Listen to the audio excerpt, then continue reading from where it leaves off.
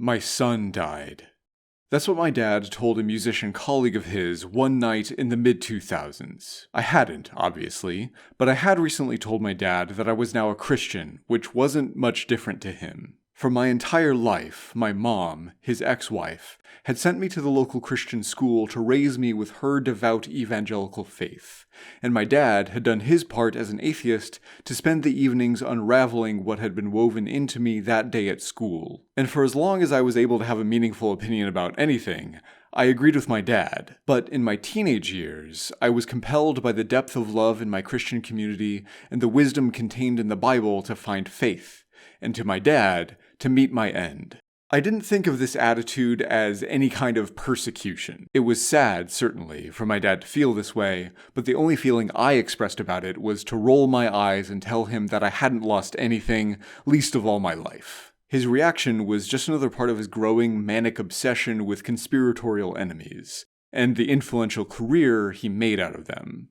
That I had dealt with for years. Around then, he was a small-time, behind-the-scenes success as an online conspiracy theorist, starting to make connections with bigger players when post-9/11 conspiracism got a second wind in the years following the invasion of Iraq. George W. Bush was his mortal enemy, and he always reminded me that Christianity was the Republicans' means of wielding power over America. So me being a Christian wasn't just a betrayal of logic and reason, not just of him personally, but it was a legitimization of what he believed were the forces of deception, destruction, and greed. That's when I rolled my eyes. I told him that, while I still didn't believe that 9/11 was a false flag attack, I wasn't suddenly Republican. If anything, my faith was further inspiration for being against our foreign wars and for a more equitable society, as it is for millions of Americans. It took him a while. He even directly challenged some of the Christian leaders in my life to accuse them of indoctrinating me, people I talked to ahead of writing this,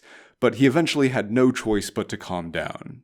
My dad has been, and is, extremely wrong about many things, so dismissing his anxiety about Christianity was easy. But I could never anticipate how much my still atheistic dad would adopt the identity of my faith, to revel in its power. Modern American conspiracism is a Christian millennialist cult. Not in that it's full of 20 and 30-somethings, but because it anticipates, if not Jesus himself, God's Christian agents on earth taking power to lead us through an end-times revelation that will bring about a righteous golden age that lasts a millennium. Meanwhile, my dad has a deep need to believe in an evil, world-oppressing enemy that will be destroyed in an ultimate confrontation with righteous truth-seekers who will then rightfully rule America. This near alignment wouldn't change my dad's faith or lack thereof, but it would make use of his compulsive fixations.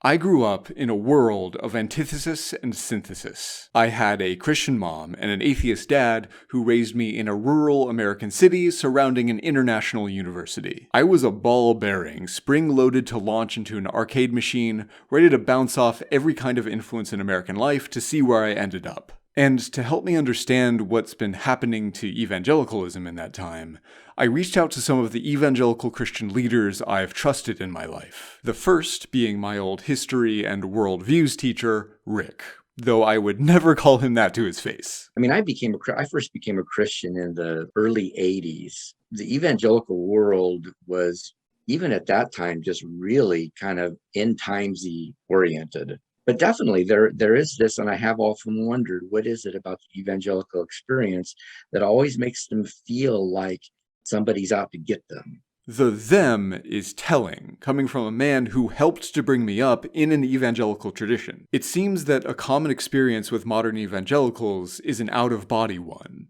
a compulsive dissociation in an attempt to tell whether the identity of evangelical has changed within or without oneself. When real cultural change started happening in the late 19th century with Darwin and Marx and all those worldviewsy things, that you remember, I think that's where the paranoia gets born. Like, somehow we've got to retrench. I became a Christian while I was Rick's student in high school, where I was at first the kind of fundamentalism that the late 19th century backlash to Darwin and Marx created. I believed in a 6,000-year-old Earth, 10,000 max, thanks to a literal interpretation of Genesis and other conveniently select parts of the Bible. But I was already a bit of an odd one out among evangelicals, since my dad's alignment with Democrats at the time kept me pretty liberal about everything else. I remember a homeschooled evangelical friend of mine who started courses at the local community college complaining that his professor was anti-Christian. When I asked what the professor had done, his first example was that the professor had blamed President George W. Bush for, well, everything that people were blaming Bush for in 2008. It was strange to me. I considered myself a devout Christian, and I was also decently keyed into politics, so I understood that being a political liberal made me an outlier in my own Christian community, but I had never heard this kind of one-to-one relationship between loving Jesus and loving George W. It apparently wasn't enough to believe in salvation through Christ. To be a Christian, I also needed to believe in the people who enforced Christianity's worldly power and guided us toward the final end of days revelation. Maybe that's all that was asked of me. But that was far from the worst of it. When the Left Behind series came out and people read that, and instead of, reading it as, oh, this is like a creative interpretation of what end times could look like, that became then our textbook on what it would be. This is an old pastor of mine, Katie, who also volunteered to help me figure all of this out. And she reminisced about the apocalyptic obsessions of evangelicals awaiting the tribulations before the new heaven and earth. We've always had this mindset of persecution. I grew up thinking that not being able to pray over the loudspeaker at lunch at my school was persecution. I also remember for a little while believing that the Left Behind series might symbolically represent some kind of biblical truth about the end times, but I always thought it was nuts. I always sensed in it a kind of manic imagination that craved being a long-suffering martyr awaiting cosmic vindication. So I've spent my life since then drifting further away from fundamentalism. It was made clear to me that I couldn't believe in a literal interpretation of Genesis and in universal health insurance, an end to our foreign wars, that climate change is real, or even in a secular democratic state. I needed to choose. And when given a choice, I've always chosen the opposite of what fundamentalism offered or asked of me. For most of his life, my dad hated Christianity, until he realized what Christianity could do for him. I've written before about the shifts in belief my dad revealed to me in 2015 as Trump became a serious candidate whom my dad supported. First, my dad called himself a white nationalist. Then he said he liked Putin as a leader. But I haven't yet talked about his shifting views on my faith. He told me that, even though he was devastated by my Christianity years before, he had come to appreciate how being a Christian gave me good values. And now he was glad that I was a Christian. And I agree with that, on its face, but it wasn't its face I was hearing it from. When someone who believes that America is an inherently white nation and that a murderous dictator is a good guy tells you that he approves of your religion's values, you should ask what values he has in mind. What my dad had in mind was Christianity as a bulwark against the decadence that threatened the West. It was the first time I had heard my dad say that word. Being an atheist, not a prude about anyone's lifestyle, and having already lived the life of a semi-famous rock country musician, he had never been concerned with decadence before. He had gotten this word from Putin, Orban, megachurch pastors, and far-right politicians, all men who swim in money, corruption, substance abuse, and sexual violence. But all of them say that the West faces its downfall for its decadence. What do they think this word means? Not luxury palaces and coke parties and private jets bought with embezzled church money? For years, I thought it was a kind of self-serving projection to condemn liberal metropolitan elites and to ignorantly judge regular people living regular lives that they just wanted to hate. Until I realized that I was wrong. When they accuse the West of decadence, they aren't being hypocrites, at least not on their own terms. They're resurrecting the word from its root. Decrepit, decline, decay, the weakening of what was once strong. Where the average modern person would use decadent to describe an individual, they use it to describe a culture, a civilization even. And where a regular person would use it to describe the presence of self-indulgent amoralism, they use it to describe the absence of a national will to power. To the megachurch pastors, who my dad saw as the representatives of evangelical Christianity, and to people like Putin, who my dad saw as champions of Western traditional values, there's no dissonance in calling the West decadent while vacationing in villas built with stolen money. Because to them, their hoards of plundered wealth, their ability to threaten and coerce with impunity, and their friendships with murderous autocrats are all expressions of the Christian identity's will to power. To them, decadence is multiculturalism. Decadence is the rule of law. Decadence is democracy and everything else that they see as weakening the power of identity, of personality even. I remember the last straw that pushed me away from fundamentalist creationism was when Kent Hovind went to jail for tax evasion, and his recent conviction of domestic assault against his third wife continues to confirm what began as a nagging, sickly feeling and only got worse with everything my dad was telling me. It's just about power. It's the power to do what you want while convincing yourself that it's righteous to do so. Or, for most people, giving that power to someone with whom you share an identity so they can do what they want, or what you think they must, on behalf of that identity. Evangelicals put all of their money on, at first they put all their money on Jimmy Carter and he let them down. Then they put all their money on Ronald Reagan and didn't get much more out of him. I feel like George W. Bush never campaigned as an evangelical, I don't feel like he actively tried to seduce the religious right, but he just, I think by virtue of who he was, probably did more than any, relatively recent president besides Trump, ironically, to bring about policies and to take seriously some of the cultural changes that concerned evangelicals. To Rick, who has far more hope for the Republican old guard than I do, it might have been ironically unexpected, but my dad showed how it was tragically inevitable. Even an atheist could see and crave the worldly power Trump brought to Christian identity while disregarding Christian doctrine. My dad doesn't want the love, humility, compassion, and sacrifice of Jesus Christ. He still has no belief in God or anything spiritual. He just wants the feeling of an identity's legitimized power. That's what Christianity does for him. In 2002, the journalist Jeff Sharlet joined a kind of religious fraternity for young men near Washington, D.C., Ivanwald House. Ivanwald is run by the Family, or the Fellowship, an intensely private group of DC elites and their protégés who quietly lobby for Christian nationalist authoritarianism at home and abroad. He wrote a book about it, The Family, that is the most chilling dissection of the evangelical soul. The Family was informally led by Doug Coe, a man who compared Jesus' leadership to that of Hitler and Stalin, all of whom he considered ideal models of political influence. His son, David Coe, was more personally involved with the young men at Ivanwald during Charlotte's time there, where he led a kind of Bible study. Charlotte shares an episode from one of those studies. "Hey," David said, "let's talk about the Old Testament. Who, would you say, are its good guys?" "Noah," suggested Rudy, a shaggy-haired guy from Kentucky with a silver loop on the upper ridge of his right ear.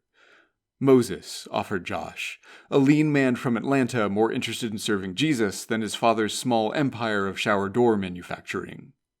"David," Bo volunteered. "King David," David Coe said. "That's a good one, David. Hey, what would you say made King David a good guy?"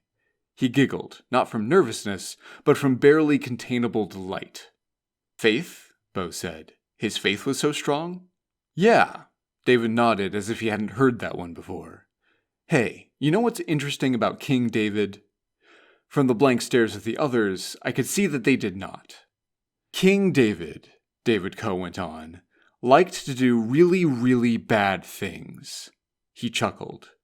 "Here's this guy who slept with another man's wife, Bathsheba, right? And then basically murdered her husband, and this guy's one of our heroes." David shook his head. "I mean, Jiminy Christmas, God likes this guy. What," he said, "is that all about?" "Is it because he tried?" asked Bengt. "He wanted to do the right thing?" "That's nice, Bengt," David said, "but it isn't the answer. Anyone else?" "Because he was chosen," I said. For the first time, David looked my way. "Yes," he said, smiling. "Chosen. Interesting set of rules, isn't it?" He turned to Bo. "Bo, let's say I hear you 3 little girls, and now here you are at Ivanwald. What would I think of you, Bo? Bo, given to bellowing Ivanwald's daily call to sports like a bull elephant, shrank into the cushions. Probably that I'm pretty bad? No, Bo. David's voice was kind. I wouldn't. He drew Bo back into the circle with a stare that seemed to have its own gravitational pull. Bo nodded, brow furrowed as if in the presence of something profound. Because, David continued, I'm not here to judge you. That's not my job. I'm here for only one thing. Do you know what that is?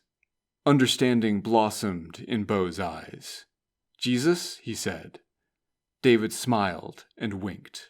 Jesus plus nothing. That is the stated theology of the family and so many evangelicals like them. The hollow, vapid legitimization of Christianity's worldly power as an identity alone. They don't want a deep or challenging theology that offers understanding or peace or makes moral demands of them. They want a totally self-annihilating devotion to the idea, the personality of Jesus. But not self-annihilation in the sense of an enraptured mystical experience or an ascetic devotion to God. Not in the sense of a modesty of spirit that might lead one to help others, but rather in that of an inward gaze that is simultaneously narcissistic and blind to the particulars of the self it sees there, able to only perceive a heart remade by God. There's a word for this wide-eyed stare. Piety. David Coe might be a psychopath. I don't know, but probably not, because his instinct for tolerating and sheltering Christian leaders who do terrible things is a deeply rooted problem in many churches. We've just seen the meltdown of evangelical powerhouse Hillsong in America over years of pent-up lies and abuse by its leaders. And I think this instinct is driven by fear. Many, maybe even most evangelicals are very afraid. They see their country changing demographically and culturally, and they see American Christianity changing in the same ways. They feel like their identity is losing power. They worry that without Christian identity as they imagine it, America will be lost, and they're afraid of what that will mean for them. Something that I learned from this book is that anyone can imagine that if they just got to be king and everyone had to do what they say, they could fix all the problems in the world. The problem for kings, though, is that they can't do it alone. They need agents to act on their behalf. But those agents don't have to do what the king says. It's the fact that the king's agents are motivated to act on his behalf that makes him king. Without that, he's just a guy sitting in a chair wearing a hat. And the easiest way to motivate a king's agents is with money, power, and impunity. These fearful evangelicals want Christ to be king, but not just in heaven. They want a worldly kingdom of Christianity to protect their identity. And to have that kingdom, they need agents. Plenty of these agents don't need much, just the social power of the pulpit. But the more power they grant to Christian identity, the more they can expect in return. This is the gravitational force that pulls all politics into a vertical of power.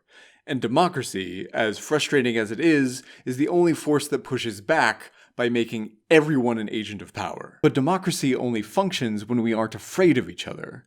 And this is what evangelicalism can't tolerate. It's so afraid of the outsiders it thinks are trying to persecute it that it can't risk democracy. It needs that vertical of power. So every time a pastor has an affair or abuses a church member or spends church money on himself, the church has an opportunity to secure that agent's loyalty. They can look the other way or cover it up for as long as they can, thus giving the agent the wealth, power, and impunity that they want in exchange for their service. And the ones who want those things the most are the easiest to secure. With that implicit transaction, the vertical of power is established and the king has his throne. This is what motivates David Coe's belief, and his is the belief that he and those like him who simply say the name of Jesus are the elect among the preterite. Whatever they do, whatever they want, is necessarily good for that fact, and if anyone says it's not, they are always owed forgiveness and second chances, while those who refuse to legitimize Christianity are universally damned. That is power. So much power that it didn't matter to millions of evangelicals or my dad's new kind of atheistic Christian nationalism that Trump was an obvious lying, grifting thief and serial adulterer who bragged about sexually assaulting women. I've got, former students from from about your class down, younger than you, who and even some a little older than you. And you can definitely see that paranoia. I don't think any of them are insurrectionists. I know a few of them that might be, but or potentially could be. They were, to my dismay, completely willing to overlook Trump's complete lack of moral sensibility, his complete lack of any sort of statesmanship qualities that would qualify a person to be president of the United States, all in exchange for the promise that they were going to get basically this, which they got. Trump did nothing but say Jesus, offering to uphold the worldly power of that name, and all was forgiven, even when forgiveness wasn't sought. Thereafter, he was a hero of the faith. To judge him was to persecute him, and to persecute him was to make him a martyr. I grew up with a lot of evangelical Christian media. It started with VeggieTales, always a classic, but nowadays they live on PureFlix, and anyone who knows about the God's Not Dead series has an idea of what they offer and a window into the evangelical mindset.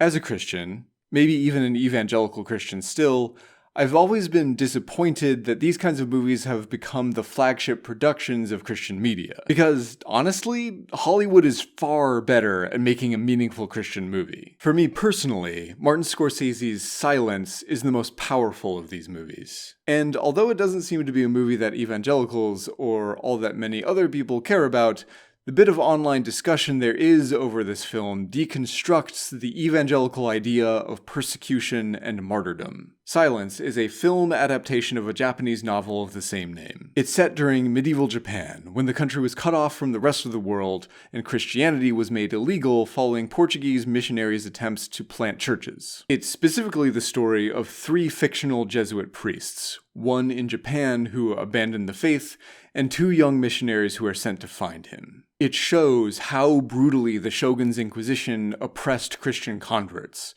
jailing, torturing, and executing them, even when the officials carrying out the oppression don't care about any kind of religious doctrine or what the superstitions of some peasants are. They only care that the presence of Christianity in Japan threatens to delegitimize the social order that the shogun controls. If these converts could just superficially denounce the name of Jesus, keeping whatever they truly believe hidden in their hearts, they could let them go and not have to deal with any of this petty nonsense. Halfway through the film, the young priest played by Andrew Garfield, Rodriguez, is captured by the Inquisition, who try to force his apostasy in the same way they did the priest Rodriguez came to find. They've also captured some of the Japanese converts that helped keep Rodriguez safe until this point. And the Inquisition is subjugating them to a terrible kind of stress position torture, hung from their feet with their heads in a shallow pit, locked in with a wooden stock around their neck. It's one of the worst fates the converts suffer in the Inquisition's attempt to force them to commit fumie, the symbolic gesture of stepping on an icon of Jesus or Mary as an act of renouncing the faith. They never torture Rodriguez, though. They, including the apostate priest, only ever tried to persuade him. But in the climax, they show him his tortured converts. They tell him that the converts have already renounced their faith multiple times, but it won't save them. The only thing that will is if he does.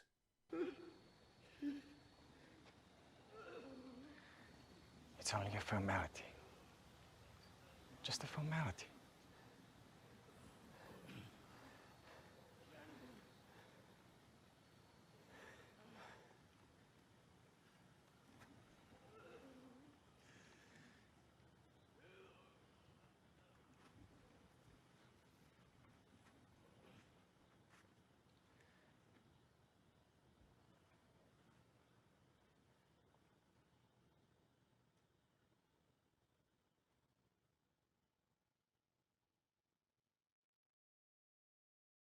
Come ahead now.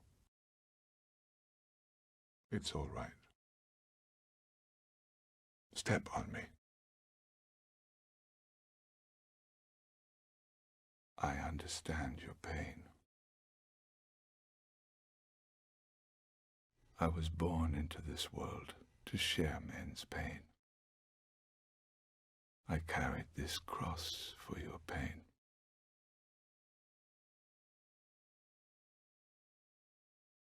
Your life is with me now. Step.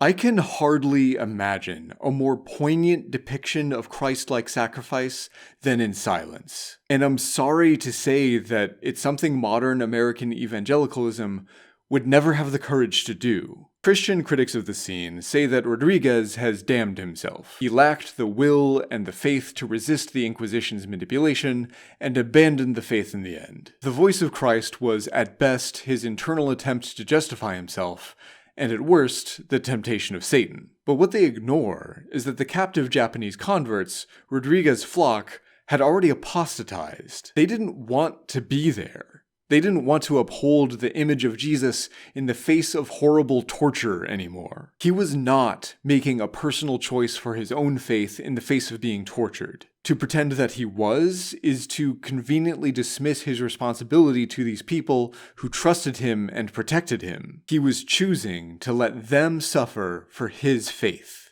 These kinds of fearful evangelicals ignore this because they can't face it. They want Rodriguez to be what they want to be, and what they want people like Trump or Q to be. A persecuted hero who is rewarded with vindication at the end of it all. So they say that nothing that Rodriguez has done is heroic, and thus he has failed the faith, unlike a real martyr. And yes, you're right. Rodriguez is not a hero for what he does, and that's the point. When Jesus says, "Blessed are the meek, for they shall inherit the earth," so many evangelicals hear, "Show me your self-deprecating devotion, and I will give you the power and glory that you truly want, even if it has to be vicariously through a megachurch pastor, or a belligerent politician, or a mysterious anonymous prophet." But what he's really saying is what the image of Christ says in this scene. It is the absolute, inescapable destruction of ego. There's no validation, no legitimization, no vindication to piously await. But there is the gentle embrace of a God who understands the pain and loss. Evangelicals can't fathom this as an ultimate act of sacrifice or faith because so much of evangelicalism is no longer, and maybe never was, about sacrifice or faith. It's about the worldly power of Christian identity that cannot understand meekness as anything other than a ritual hazing of imagined persecution before inheriting worldly power. And that's something that, terribly and chillingly, many evangelicals are willing to be martyrs for. In the end, I need to decide whether or not I can be an evangelical Christian while the faith is being co-opted by my far-right extremist dad, conspiracism, and other flavors of dangerous paranoia. But clearly, it can also mean something different and better. I want to define evangelicalism as the belief that those who accept Jesus as their savior have the assurance of a personal relationship with God and salvation through Christ's sacrifice, and that God knows and loves us all individually, and can have a relationship with us all without a priest or legalistic code or distant heaven between us and our Creator. And Christians have a duty to share this love and the way to find it with the entire world. I think there's a beautiful and powerful truth in this belief. It's inspired deep compassion in people who have devoted their lives to genuinely helping others while dismissing any interest in judging anyone or giving Christianity political power, while still believing in accountability for power. I have hope because I think that expression of Christianity is declining. Just because white evangelical Christianity is declining doesn't mean the whole church is declining. There has been massive growth in the church, even in the US, but it's not happening in white evangelical churches. Most of the growth that has happened in the last couple of decades in the church has happened in like immigrant churches. And the church in like the South and global South, global East is like booming.